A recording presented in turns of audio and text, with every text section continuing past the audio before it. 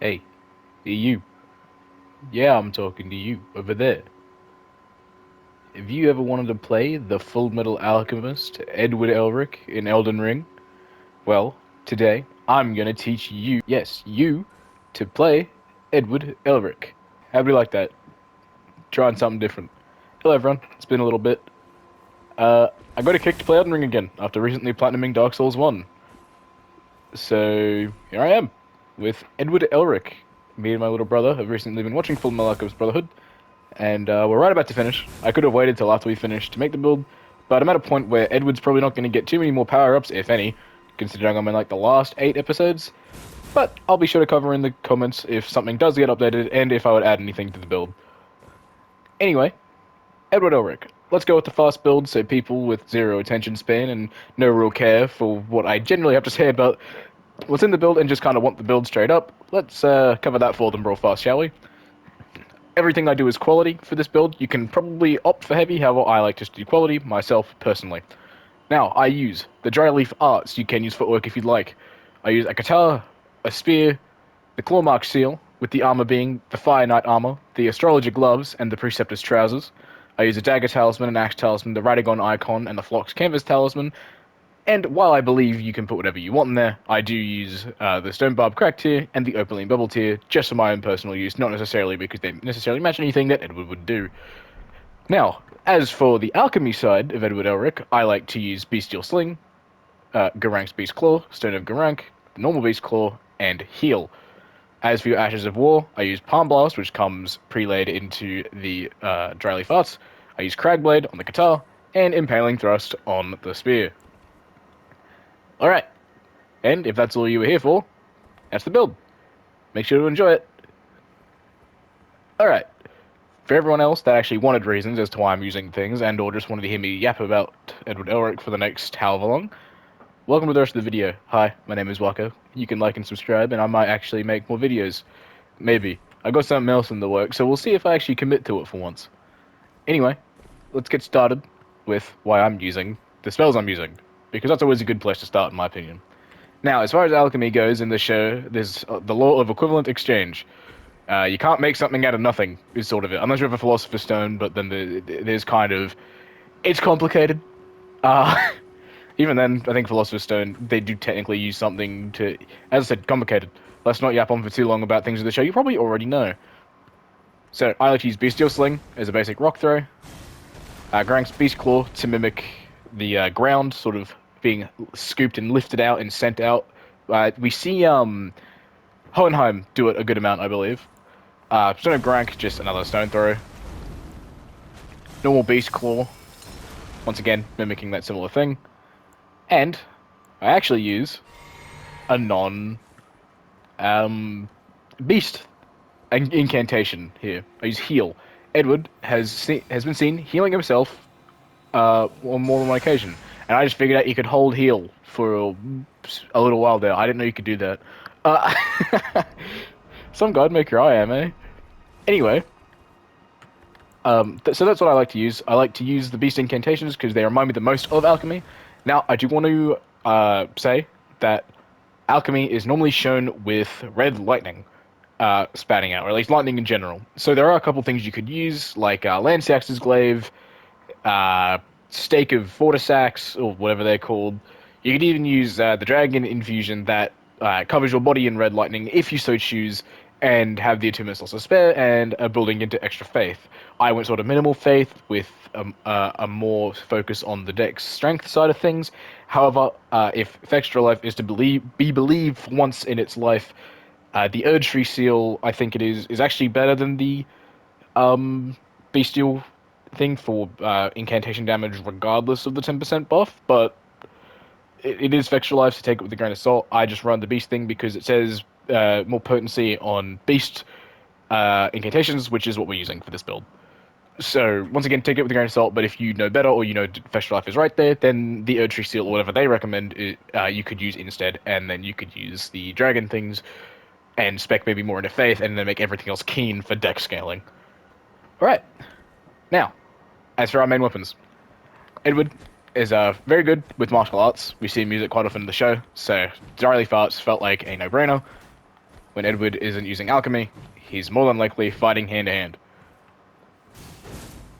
Palm Blast is a good Ash of War, as it's just a big alchemy blast, similar to what Scar does, and we see Edward mimic when fighting Scar usually, and even Greed earlier in the show, with just a big destructive blast. So Palm Blast works very well for that. It has seemingly infinite hyper armor and does pretty considerable damage. So that definitely is something to use in bosses where you're not going to just die immediately like any DLC boss. Weapons. Now, this is a bit roleplay, so you don't need to do this, but I like to one-hand the guitar, as Edward will turn his metal arm, or what do they call it, automail, his automail into a guitar almost, or like the top of it into a guitar that he can obviously stab and jab and slice with. The Ash of War I like to use is Cragblade just because it gives the effect of alchemy sort of with like the rock on it. Plus, it also makes staggering easier. And with the guitar, I like to do a charged attack playstyle. That's why I use the Axe Talisman, because throughout the entire game I was using the guitar before I can get the rally parts. Obviously, the guitar is one of the first weapons you get in the build. You can get the spear first, but I didn't think of the spear too much later on. But anyway, neither here nor there. When I'm one-handing guitar, I like to use a charge playstyle, because it's a decently fast charge attack, and you can get some good damage off of it. Now, Edward is seen on more than one occasion also wielding a spear, whether it be during his initiation into the State Alchemy Core by attacking Fuhrer King Bradley, or just in some of his fights in general. If hand-to-hand's not working, he'll whip out a spear that he creates by using concrete, stone, metals in the ground, stuff like that. And out of all the spears in the game, I felt like just the base spear that drops from patches was just the best one. It has the wooden handle, it has a decent looking blade, so it's not exactly, and the moveset obviously isn't exactly what you'd be after. However, I think it works just fine. I like to use Impaling Thrust just because I like Impaling Thrust. You can really put whatever you want there though, as I don't think there are any Ashes of War in the game that really match what Ed does.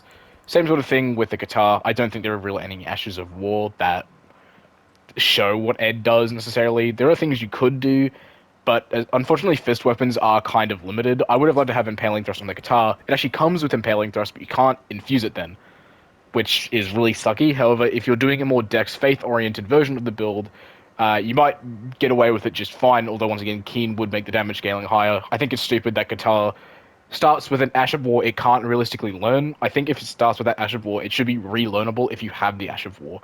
I think that's just be how it works, full stop. But unfortunately, we don't live in that timeline, so that's what we get. Anyway, let's cover the armor next. Well, you can see it. I chose the Fire Knight armor over the Duelist armor because the Duelist armor makes you shirtless and adds these snake things to your arms, which isn't bad. In a pre-DLC world, that was the best, 100%. I was going to use it. But then I looked for the Shadow of the Erdtree armor and I saw the Fire Knight armor. And granted, I only ever saw the front. I didn't know it had the gold things on the back.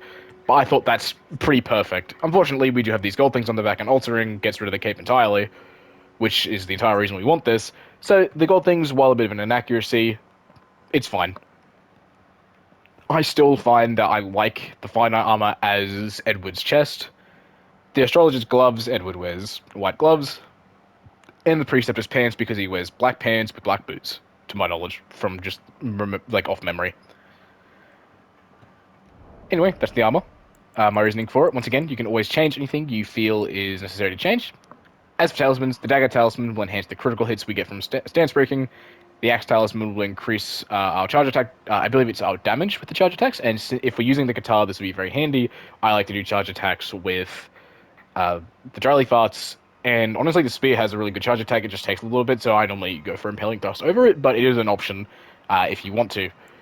The Radiant Icon increases spellcasting time by, I believe, 8%, which I've heard reports of is basically negligible, but I like running Radiant Icon on builds that use any kind of spellcasting, especially Bestial Incantations, which can take a little bit to cast. Even if it's just placebo, it still makes it feel faster, so that's what I go with.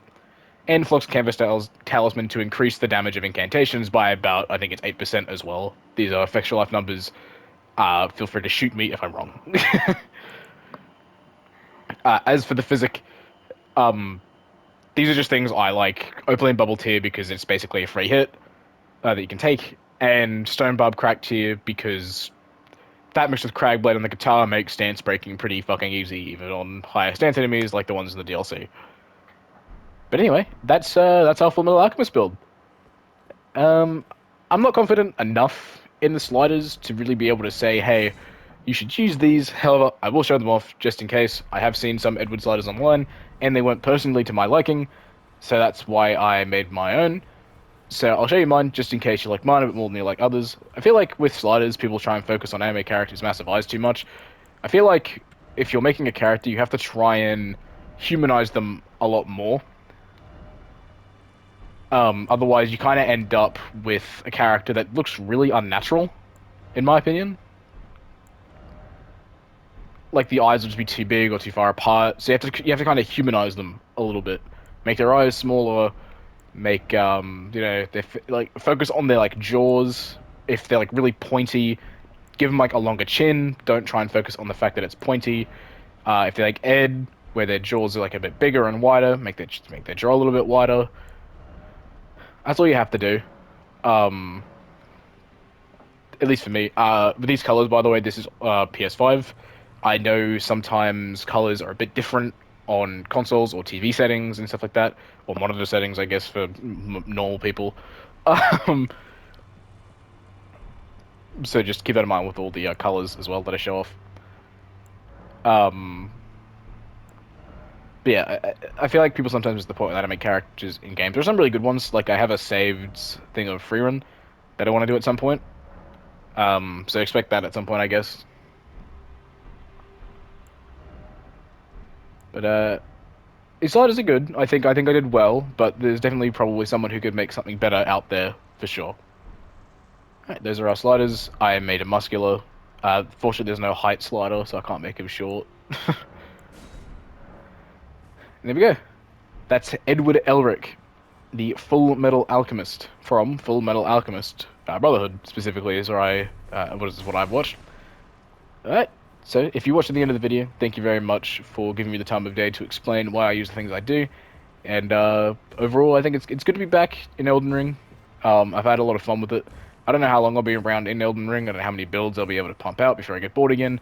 However, I might try and start making content on other things as well. But that's for future me to decide. If you did enjoy, make sure to leave a like and subscribe, because you may never know when I might come back randomly and drop a random video on you like this. Anyway, what's some common engagement we could do? Who's your favorite Full Metal Alchemist character? How about that? Me personally, it's a bit hard. There are very good ones. Obviously, I'm not gonna say no to a bit of Edwards or Alphonse if you like them. Me personally, though, Roy Mustang. I feel like it's a bit cliche as well, but Roy is just a really cool character. And yeah, that's about it. Peace.